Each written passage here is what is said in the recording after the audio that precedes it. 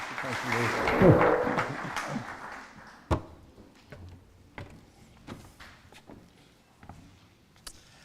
Well, thank you very much, Liz, and thank you to EcoFarm for inviting me. It's a great honor to be here. It's probably been 10 years since I was here last, and it's a great honor to be here with your 40th anniversary. Wow, that's amazing. A lot of thanks go to the visionaries that started this and the workhorses that continued it, and as you well know, many of them are in the same, are in both camps. So it's a great honor to be here. Some of you folks that know me I have a hard time sometimes keeping my mouth shut, and I should tell you a little story about how sometimes I can get you in trouble. I was at a smorgasbord in Great Falls in Montana here a few weeks back, and I was walking right behind a guy that had piled his plate just full of donuts and ice cream and cake and candy and everything else that you can imagine that's really on the sweet end of the smorgasbord, and I just really couldn't help myself, and I said to him, "Are you expecting to live very long eating like that?" And he turned to me kind of short, and he said, "Well," he says, "my father lived to be 96. And I said, "Wow." I said, "Well, I bet he didn't live to be 96 eating like that." And the guy says, "That's right, fellow." He says to me, he says, "He lived to be 96 by minding his own business." So anyway, that's what happens sometimes. I wanted to share with you some of the examples of things that I have seen in the last 4 decades, and then a little bit of what I see now, and then some ideas of what we might be looking at in the future. So that when we return here in 40 more years, we can really see what happened, right, and see what's come of it. Now, I'm going to be 112 by then, and if I don't start minding my own business, I probably won't be here. But many of you folks right here in these chairs will have the opportunity to be here in 40 years. And what you do between now and then will have a lot to bear on what kind of story is going to be told. So anyway, As Liz mentioned, she kind of let the cat out of the bag. They told me I only had 45 minutes, here today, so I decided to write a book. And with Liz's help, we were able to get that published. And so I'm not going to get to all the stories, but if there's lots in here to enjoy, and I hope you do enjoy it. And it was a great privilege and honor for me to work with Liz and have her helping me. I never would have achieved this without that, I'll tell you for sure. So let's see if I can get this thing working right. Here we go. Okay, so 40 years ago, I was in Big Sandy, Montana on my family farm. It was a farm my grandfather started in 1920, so this year we're going to celebrate our 100th anniversary, so that's kind of exciting. And, well, this thing's sensitive, isn't it? Okay. And 2 years prior to that, I had left California. I had packed up my family, and we had moved back to our farm. It was 2,400 acres at that time. It was a farm, a wheat and cattle ranch, a typical chemical industrial model that we were all following, and it wasn't really big enough to support 2 families. It was really a comfortable size for one. In Montana, I don't know how many of you know our agriculture. While you guys are growing 2 or 3 crops a year, we grow 2 crops, or we go every 2 years, 1 crop. So it takes us 2 years to get 1 crop because we don't have much rain. We save it up, and we grow 1 crop every 2 years. So that's what I had returned to. And so our first challenge for the first 5 years or so is kind of just figuring out how we can make this work with 2 families on a farm that supported 1. So the one thing that I decided to do and stumbled onto this finally because of a cousin I had in Southern California. He didn't have a job. We decided to go into business together. And he was going to find for me markets for my grain. And he found that just a few weeks of hatching this idea, Food for Life in Southern California. Jim Torres was the owner, and made a few phone calls, and he came up to see us, and we were selling him just like that, a truckload a week of our wheat out of our bin. And he was paying us $1 a bushel premium. And when wheat was worth $3, that is a big jump in income. And so we were thrilled to death. And everything went really fine the first year. And then the second year he called up and he said, skipping ahead here. He's called up to me and he says to me, "Hey, Bob," he says, "you think you could find some organic grain for me?" He says, and I was kind of dumbfounded, but what do you say to a customer who calls up and asks for things, right? What do you say? "Oh, yeah, sir. Don't worry about things, Jim. Yep, in a week, 10 days, yeah, we'll have it for you. Okay, thanks, bye." And I hung up the phone. I thought, my gosh, now what am I going to do? I don't even know any organic farmers. In fact, I didn't even believe in organic farming at that point.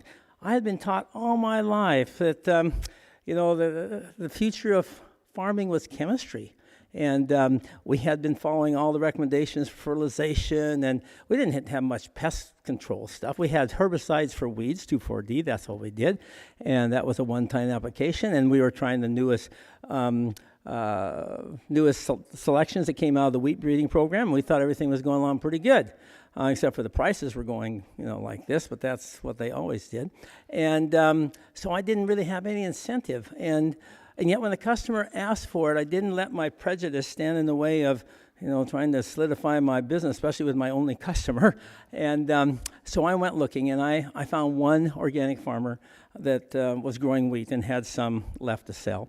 And that's how it started, just with one customer and one one load first a month. And then that started to increase, or a quarter, and then a month, and then almost every other week.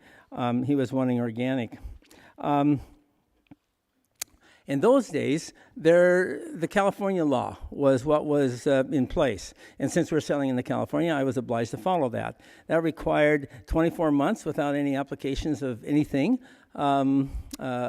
chemical. And I had to have an affidavit saying that someone had had followed those rules. There weren't very many to get down here and be organic. And it was pretty simple. But when the word got out that I was buying organic grain for a nice premium, I started getting phone calls. And many of them would go something like this. I'd say, and they'd tell me, "Oh, yeah, I've got all this grain." I said, "Oh, that's great." I said, "So you've got a bin of organic grain, is that right? And it hasn't been sprayed, you haven't had any spray or fertilizer or anything on your place for 24 months, is that right?" "Oh, yes, yep, that's the way it is, yep." And I said, "Well, that's great." I said, before you seeded that field, were you able to get that seed treated before it was seeded?" "Oh, yes, of course, we always treat for wireworm." I said, "Oh, well, actually, the California law doesn't allow that, and here's how it works." And I kind of explained, I said, "Call me back in a couple years." So anyway, it was really the Wild West of certification, because we were doing it on our own, and it was really just the beginning. And so when we look at the 80s, here's what happened to me in Montana. I started dealing with these organic guys, and I was intrigued at what they were telling me. I thought, I'm going to try some of this myself. And so by 85, 86, I started my first organic experiment in comparison with chemical agriculture, just side by side. It was a roaring success. The second year, I continued my experiment, and it was also a roaring success. At that point, I went cold turkey, and I haven't used a chemical on my place since 1988, and I love it. And that's a little faster than I would suggest normally doing it, but I was so enthused and really wanted to learn and try new things. A bunch of us got together in Montana. There weren't very many at that point, but there were more all the time, and got our own labeling law passed in Montana. And by the end of the 80s, there were many states who had their own definitions, and California had improved theirs. And but there are still some states without a definition, and they were in those states you could call organic just whatever you wanted, and it was a kind of a self-definition. The certifications bodies started to enlarge and improve then. I'll never forget when OCIA came into Montana, and we had 5 of us around our kitchen table, and we formed the first chapter in the state. And it was a big relief that I didn't have to do self-certification anymore and have to explain all this stuff and wonder, well, are they really telling me, what's happening or not? but there are several around the country. Of course, CCOF was here in California. They were a leader for sure. Oregon Tilth was taking care of the Midwest really well. We had right next door to us in the east was Farm Verified, FEO. Next state over in Minnesota was OGBA. And then, of course, in the Northeast, we had all the NOFA groups. So things were starting to congeal. And all this had a great effect of increasing organic authenticity, legitimacy, and uniformity in the organic business. About this same time, sales were booming. I mean, we were just a teeny fraction, but they were in double-digit growth almost through the 80s when they started measuring it. Also at that time, Ofpana was formed, which was later to become OTA, and they were, of course, organized to promote organic agriculture and all levels of organic, from the farm clear through to the manufacturing throughout the country. I joined Ofpana in 1987. I'm still a member of OTA, and I really appreciate what they're doing. The large certifiers in those days really were influencing what was going on in organic. Ofpana was so small and had a small membership, and the certifiers were really the drivers. And each certifier, and this is kind of interesting, for those of you who remember how this went, each certifier had their own label, and they had their own standards. And every year, the good thing was they kept improving. I mean, as our understanding evolved and we were able to do more, the certifiers then raised their standards. The bad thing was that there was quite a competition between them, and sometimes it wasn't always friendly. And because some would say, well, they're better than the other guy, and this guy isn't doing a good job, and on and on. And sometimes they got quite negative, and actually they're fighting with each other a lot of times. And I used to ask my friends, I says, here we are trying to farm and create peace and harmony with us and the earth and farming in this sustainable, organic way. And yet, in real life, we're just fighting with each other. I said, why don't we work together and promote our common goals rather than just arguing about who's better and who's got the more perfect program? Well, all that infighting stopped very, very abruptly with the passage of the 1990 Farm Bill, which included the NOP in it, the National Organic Program, because now we had a new focus of concern, the federal government. And so the certifiers, by and large, pulled together and tried to help massage that and give input so we'd have the best kind of organic program that we could create. Not everybody was very excited about going into the federal government and kind of handing over our movement to them, essentially, at least for the certification part. But at the same time, most were concerned about what was going to happen to the organic label. We had, during the decades of the 80s, seen the natural label defined in so many ways that it became meaningless. And it was used, I saw it used by less scrupulous companies and people who actually use it in the form of what we call greenwashing today, just to promote their products and just with slick marketing slogans and whatnot. And they were no more natural, is what we would think of it, as the man in the moon. But yes, that's what they were doing. We didn't use greenwashing term in those days, but that's what it was. Years later, the same thing happened to sustainable. I remember when Monsanto came out and said they were sustainable. I thought, whoa. Well, if they're sustainable, I'm going to have to find a new word, I guess, because I didn't want to really be in that camp. And I have the same fear a little bit with regenerative. Regenerative means a lot of different things to a lot of different people. And unless it really becomes defined, that's an agreement throughout the country or tagged or connected to something that is defined like organic. I really like the idea of regenerative organic. I think it might meet the same fate as natural did. So anyway, through the 1990s, as a member of the NOSB, one of our biggest jobs was to try to make a recommendation to USDA that really reflected the thinking of the American organic movement. We had meetings all over the country. The first time I came to Silomar was a hearing for the NOSB, and that was quite an experience, and I really loved coming back. But when we finished that job and turned over our recommendations to the USDA, they did their own massaging, and when, as you remember, the people who were there at that time, when they came out with their recommendations, it included a lot of things that we had recommended, plus the addition of GMOs, sewage sludge, and irradiation. And that's when American democracy really woke up and started to function.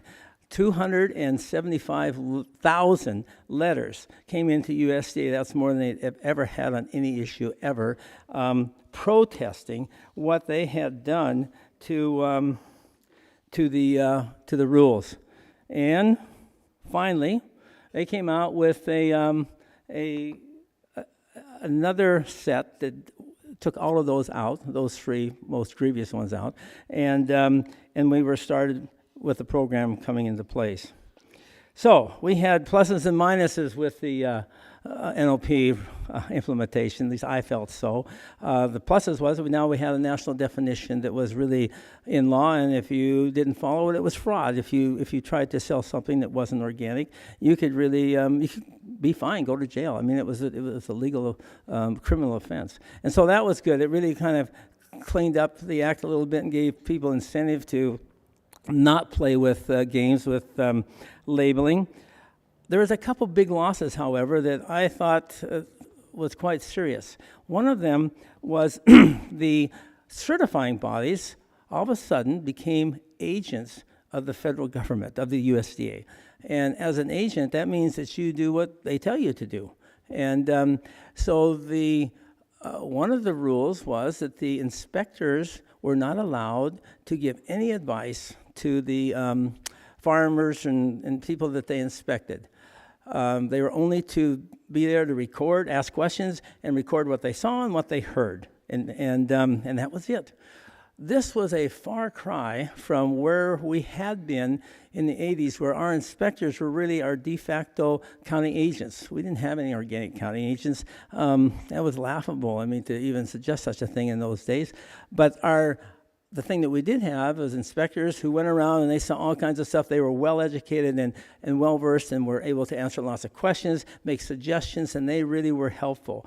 We lost that, and even to this day, that hasn't been replaced. There are very few organic county agents in America. There's a few here and a few there, but by and large, most counties have county agents with zero training, and in some cases, my county, for example, they're almost antagonistic. Well, antagonistic is kind of strong, but they're not believers, and they are not going out of their way to try to help people who were in the early days so radical as to give up the time-proven stuff. The other thing that was going on is that at least I didn't expect, a lot of us didn't expect, that the federal law became both a ceiling, or a floor, which was what we were asking, but also a ceiling to standards. And it became very, very difficult to raise that ceiling. And one certifier was not allowed to say they were more organic or more pure than the other because everybody had exactly the same standards. Now, there are some positive things about that because it eliminated that infighting, but the not so positive thing was that the organic standards didn't really evolve the way they had been before. And in fact, what was really even more negative about that was that the USDA even refused to enact many of the recommendations of the NOSB, some of which were in complete support by the whole organic movement. And then there's been quite a lot of dissensions on other things that the USA has just gone ahead and really implemented without really a lot of unity.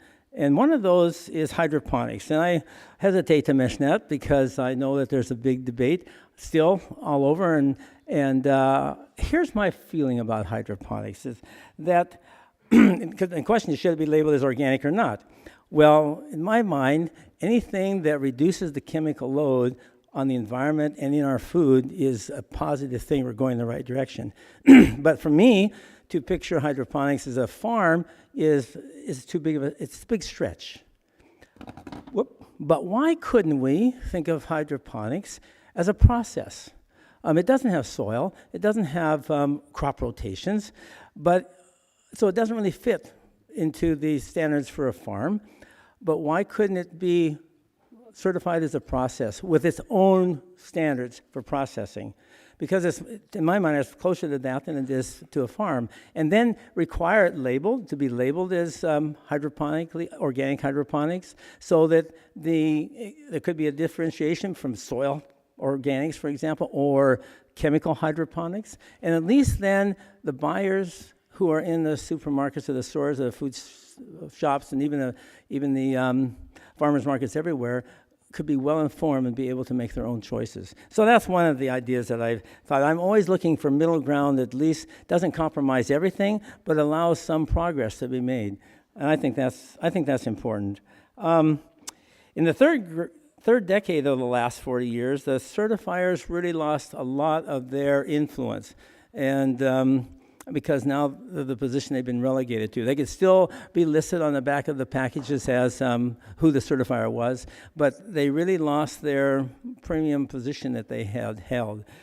During that same time, the OTA, however, really unified and started to represent the organic movement more and more, not only in America, but even outside of this country in the national organic scene.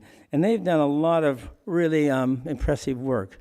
But not everybody has been excited about that either. And there's been some who have their complaints and their bickering, and we started back into the old infighting again. And I thought, wow, this is kind of going backwards. So I think that us as an organic movement have so much more that unites us than we have that divides us. That why don't we focus on what unites us? The things that we can agree upon, we can support each other. The things that we don't agree upon, why can't we talk to each other and see if we can come to some resolution or some middle ground? And the things that we do not agree upon, why don't we just respect the differences until there can be some middle ground found? I think that is more of an organic solution than just having a bunch of bickering and fighting all the time and name-calling. I don't know how many of you are familiar with IFOAM's Organic 3.0 declaration that they made here a couple of years ago. It really opens up and broadens the tent about what organic is worldwide. I've been a member of IFOAM many years, and I really appreciate my membership there because it gives me kind of a window on the world. You know, sometimes in America, when you only listen to American radio, American TV, we're lucky enough to be close enough to Canada, I can at least listen to Canadian radio. But there is a whole other world out there that we can be a part of and that we can be more engaged with. We can learn from them, they can learn from us. I think that's always an advantage. But some people still feel like they must pick a fight. So I have a suggestion for you. If it's in your blood and you really want to fight for somebody, here's a number you can call. And for those of you that want to write that down, they say it works. This is a company that's responsible for the chemical and biological contamination of more of America's agriculture and the world's agriculture than any other company in the world. It's based in St. Louis. They've been recently sold to a German company. I'm not going to mention any names. They extract as much money as they can from farmers, and they don't really care if you go broke because someone else will show up and they extract the same amount of money from that person. So that's how they work. They've done everything in their power to undercut and fight against the growth of our movement. And so if you have time and you want to fight with someone or complain or severely criticize, I just encourage you to write that down. So let's talk about the present. So despite our small start, many setbacks along the way, and a certain amount of unresolved dissension, there's really an enormous amount to celebrate. An enormous amount of progress has been made considering where we've come in the last 40 years. we have seen now that the organic food in America consists of 7% of the total. And it's no longer growing at double digits, but the way it's growing, it's still the fastest growing segment of the food sector in America. Unfortunately, the percent of the farm that are in farm ground that's organic has not really kept up. We're still around 1% of the farmers. And this has resulted in sometimes a lot of imports coming in to make up the difference. And sometimes people are kind of anxious to support cheaper imports than they are to support and encourage our own local farmers. I think that's not the whole story, but that also has a bearing, because a lot of times with the imports we have a weakening or softening of farm gate prices, and people aren't doing as well. And there's less incentive to try the unknowns of organic. So there's a lot of organic on the market, and the interest in organic and the demand for organic continues to rise throughout the country. It doesn't mean that we can't do more, but I think we should just stop sometimes and take just stock of what we've done. So, what about the next 40 years? Well, there's a lot of uncertainties in the future always, but also there's a lot of hope and excitement. And I see 3 very big challenges coming up in the next 40 years, and I'd like to suggest 3 big solutions that we can use to address those. So I'm going to go through them one by one. So the first big challenge I see is the conversion of farms to organic must catch up and then keep up with the ever-increasing demand for organic food in America. So I have 2 big suggestions of how we might do that. The first one is to tie the percent of research earmarked for organic by USDA to the percent of food being sold as organic in America. That would jump. How's that? Will that work? Now, that would jump the commitment for research right now from 1%, about 1%, to 7%. That's huge. But come on, folks, we still are leaving 93% for the chemical guys. Is that too much of a cut? I don't think so. But if you extrapolate this, it gets better and better as it goes. But let's have some reason, and it's a very logical reason, research to connect it, because research by its very definition is supposed to be for the future. And folks, if this is the future, why are not we focusing on that? So I think that would also help with many of the problems that farmers have of once they're organic, keeping organic. In Montana, we've got people that have bailed out of organic because of problems with perennial weeds. That's just a research project to figure out how we can control perennial weeds biologically. We've seen that happen before. We'll see it happen again. We have a lot of farmers that still are hesitant to get started because they don't really know how or why, how to start and where or what to use in starting. So the second thing I would like to suggest is that there be a training and then a assigning of an organic county agent to every county in America, either for farming or gardening, so that they have their resource right there. Okay, thank you. So I think that would be an enormous help to the growth of organic farmers in America. So the second big challenge I see is addressing the challenge of chemical contamination of our land and our planet and our food. Even some of our organic land is becoming contaminated. And even my farm is being rained on by glyphosate rain. Can you imagine Roundup Ready rain? This is great. And it got to the point where we are finding now between 15 and 25 parts per billion in the ancient grain, the KAMUT brand grain that we're sending to Italy. Their limit is 10, and there's no discussion. And so we're not able to grow for that market anymore. Don't worry, in America, Monsanto has this all figured out. The problem is coming from desiccation. And also where we live, there's a lot of glyphosate being sprayed in the off years for chem fallow. So people who are bragging about being no-till, they're able to do it because they're spraying glyphosate 3 or 4 times during the growing season to kill all the weeds, and that's their no-till soil or moisture building year. So there's a lot of it around. And this is characteristic of the northern Great Plains into southern Alberta and southern Saskatchewan. And another thing that's happening is some of the wheat, especially as you go into Canada, but all of the legumes, the lentils, the chickpeas, I don't know if anybody eats hummus, make sure it's organic. All of the chickpeas made in the hummus that's not organic, at least from the northern Great Plains, is desiccated with glyphosate. So here's what the folks at Monsanto did in their great visionary wisdom. They went to EPA and they said, we need to have the border or the limit for glyphosate on wheat raised, and this is what we wanted, 30,000 parts per billion. And I use parts per billion just to compare it to the 10 that Italy is asking for. So 10 compared to 30,000.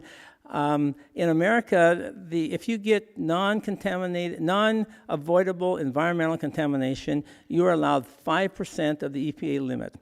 5% of 30,000 is 1,500 parts per billion. That's what our limit is.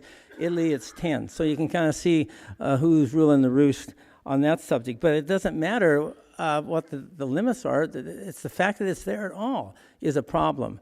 Because glyphosate is an antibiotic. It works, when you eat it, it affects what's here in your gut, the bacteria that live there. It doesn't affect the body cells that well, who knows. But that's not for debate. But what it does affect for sure is the microbiome that's living in your gut. And just a little bit starts to throw you off. And that's why so many people are eating, sometimes that's what they're complaining about as wheat sensitivity is really sensitivity to glyphosate. So this is a problem that we have to address. We need to, let's see, where am I at? My solutions. Okay, enough for the problem. Good night. The solutions. Chemically free by 43. How's that sound? And I just picked that out of the air because it rhymes, to tell you the truth. Because some of my friends says we can't wait that long. And other of my friends says, oh man, we can't do that in 23 years. We can't make that happen. But whether we can or whether we can't, we should at least start to try. And I think that's really what's important. The second thing that we must do is keep raising customer awareness about the benefits of organic food. You know, let me show you, just imagine this. Let me show you what we're doing so far and what can happen in the next 40 years. So we're right now at 7% of the total food is organic, and the growth rate is around 8 or so. Let's say, bring that down and say if we grew at 7% a year, starting at 7%, this is what it looks like in 40 years. We pass 100% in 40 years. Is that a goal that we can tell our kids about and our grandkids? They're the ones who are going to have to finish the job. We started it, my generation. I'm at the age of a torch passer right now. I'm not going to be a torch bearer any too much longer, but passing the torch to the next generation to me is so important, and giving them the kind of zeal that we had when we started from zero, near zero, that they can finish the job. And then their children and grandchildren, our great-grandchildren, will thank that generation forever. So I think it's worth trying. Thank you. Okay, here's the last one. Big challenge number 3. This is the biggest one. So we must resist the transfer of an industrial model of cheap food, centralization and consolidation of our organic production, processing, and distribution, which will destroy the basis of it, which is the farm population, just as surely as this mentality has destroyed what we have in the 99% by the chemical model. Half of my neighbors are gone. My hometown is decreased nearly over 40% since I graduated from high school. How can we call that progress? Just because our farms are bigger and bigger and we produce more and more, our population is sicker and sicker. This is not a recipe for success. If we just solve part of that problem and so our population becomes healthier, but our economy and our spirit remains depressed.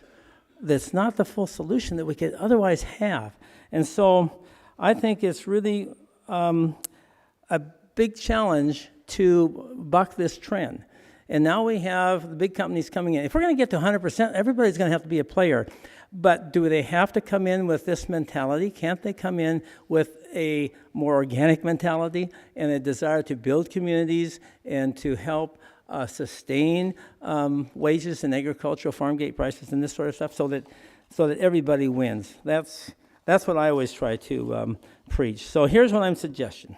I got five suggestions because this is the big problem. I got more possible solutions. So the first, let's start linking a few things together. So first, let's link the cost of the high value of good, nutritious food to fair prices, starting from the farm gate, fair wages in the field, and also the processing plants. Second, let's reconnect the link between food and health. Third, let's pay for higher costs of health-promoting food with the money saved that we're now spending on health care, medicines, and lost wages, all of that stuff with chronic disease. Chronic disease is just growing at an enormous rate in this country. And if it keeps going, it's going to be the ruination of the country. We will not be able to afford it. Doesn't matter what kind of a healthcare program we have. If a significant number or percent of the people are chronically ill, we will go bust. And it'll be the end of the glory days for America, for sure. So what's interesting in this concept, if you look at the combination of healthcare and food as a unit, and they are a unit because they affect each other, the total percent in the last 60 years or so has not really varied very much. What has varied is that the two have flipped.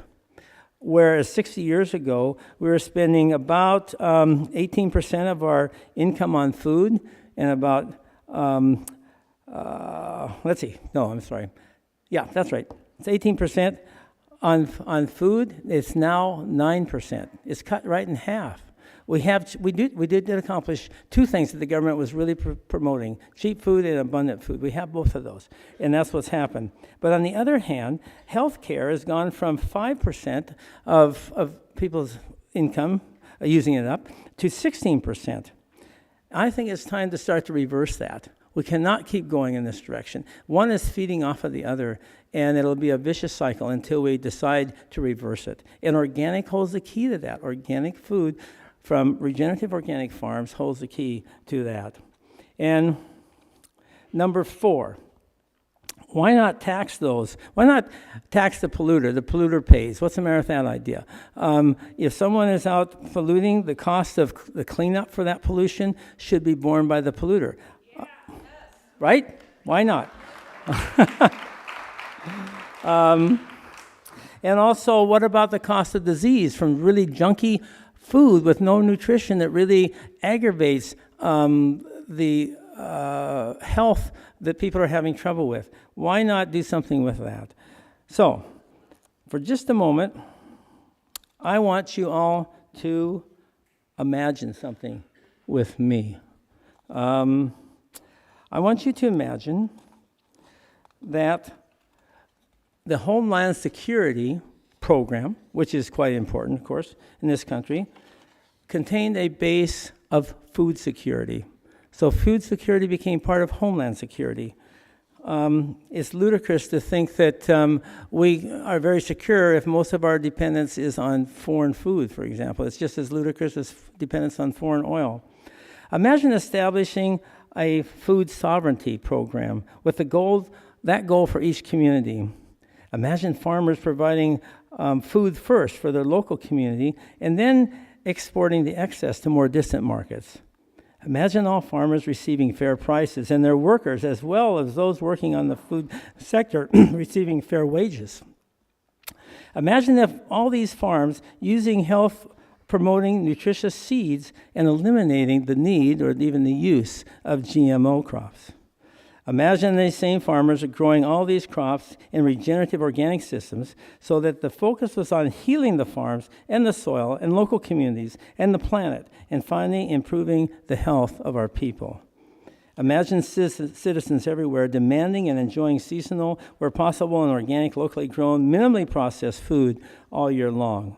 Imagine every community having their own root cellars nearby to store root crops throughout the winter. Imagine if each community had enough cottage industries and small processing plants to minimally process locally grown food for that community. And imagine if every community had their own pastured dairies and creameries, as well as grass-fed animals or places for that, for meat and local meat processing plants. Imagine if all the doctors prescribed organic food for healing just as readily as pills. And, and finally, imagine, because of all this, that the importance of community would replace the prevalence of commodity. So,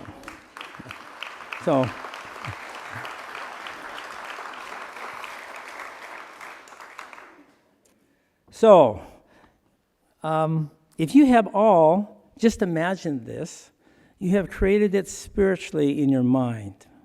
And there's not been anything created physically that has not first been created spiritually. So this is the first step. Now the question is how to get it to the second step, the physical creation. Well, I think there's going to have to be some help at the federal level. There's going to have to be some drivers. There's going to have to be some changes in government policies and priorities. So let me suggest just a few ideas. Let's see. Here we go.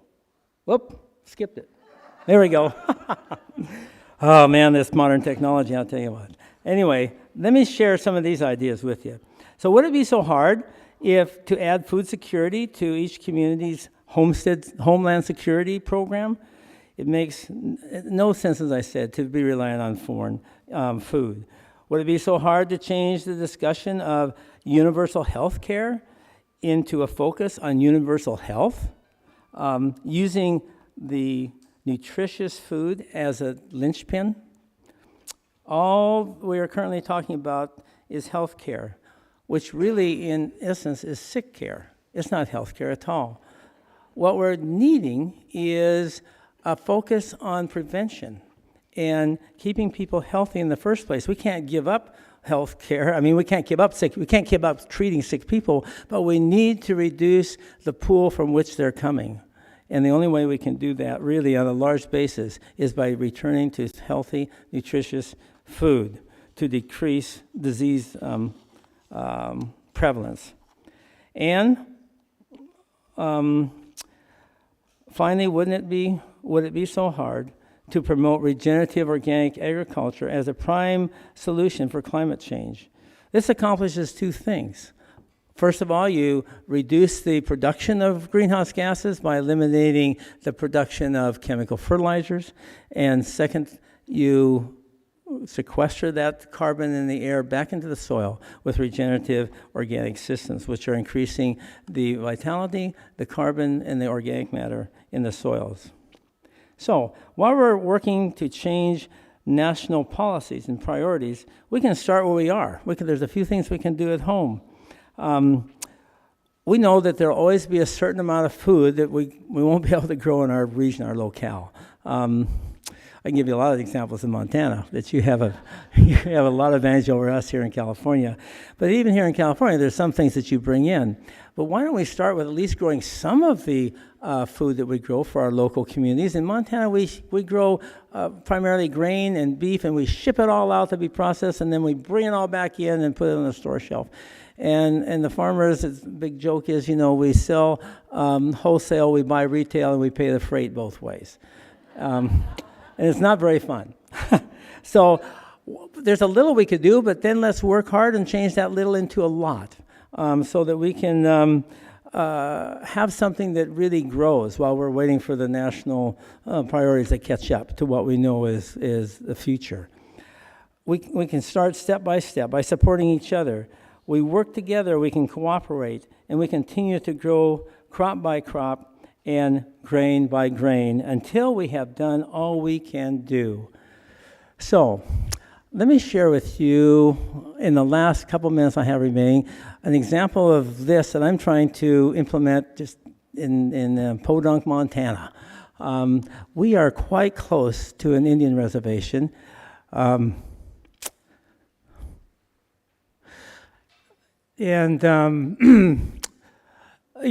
know the history of the Pilgrims and how the Indians befriended them. It didn't really work out too well for the Indians. And now they're on reservations, and then some of them are struggling quite a lot. And our reservation is no different than many, but diabetes is rampant. It's a small reservation. Unemployment is rampant. Hopelessness is rampant. And the one thing that we can offer as organic farmers is to share with them what enthusiasm and the promise that exists in growing your own food and being a part of the food system. So I've been able to, and it's taken many years to gain confidence. White man has kind of a bad reputation. But yet there are many who over the years I've been able to gain their trust and friendship. And now we have been able to help them convert 500 acres of their reservation tribal land to organic production. And on that land, and I'm really excited about that. And on that land, we have grown the last couple of years, and we're going to expand that rotation, of course. We're growing the ancient KAMUT brand wheat that we've started on our farm that is good, and our research shows, and it's been proven that it's really good for diabetes, lowering blood sugar, insulin resistance, all this stuff, cholesterol, inflammation.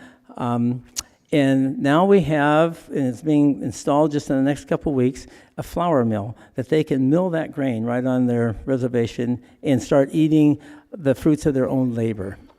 We're going to add to that lentils and safflower, which we can make into oil, and they can use that for their vegetable oil. We're working with them with small dryland gardens. A lot of people think you have to irrigate everything. You don't have to irrigate everything. We have enough rain with 12 to 13 inches a year to grow potatoes, dryland. And we're growing Huckleberry Gold, which are potatoes that have a low glycemic index. And so the two starches that they rely on, from potatoes and wheat, can actually mediate their diabetes problems rather than aggravate it. And I think that we can use food as medicine in a very, very direct way.